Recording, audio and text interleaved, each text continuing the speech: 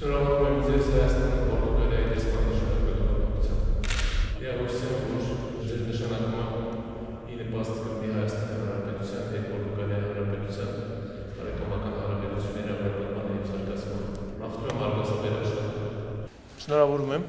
Պորտուգալիան մեր հայ իրականության մեջ և հայ ժողովրդի մեջ յուրահատուկ դեր ունի։ Ավելի շատ դա կապված է Գալուս Գուլբենկյանով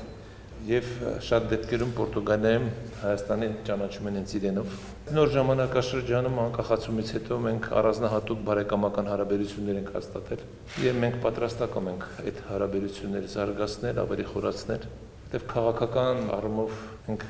իրականում մեծ հեռանկարներ ունենք։ Ես նկատում եմ երկկողմանի նաև մակարդակում, բայց դրա կողքին տնտեսական, մշակութային, գիտական, ներդրումային բնագավառների զարգացման անհրաժեշտություն կա։ Իհարկե մենք նաև սերտ համագործակցում ենք Հայաստանի Հանրապետության Եվրամիության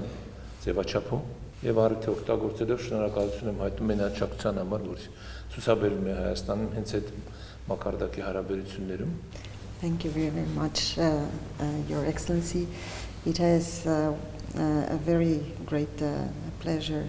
to be here. I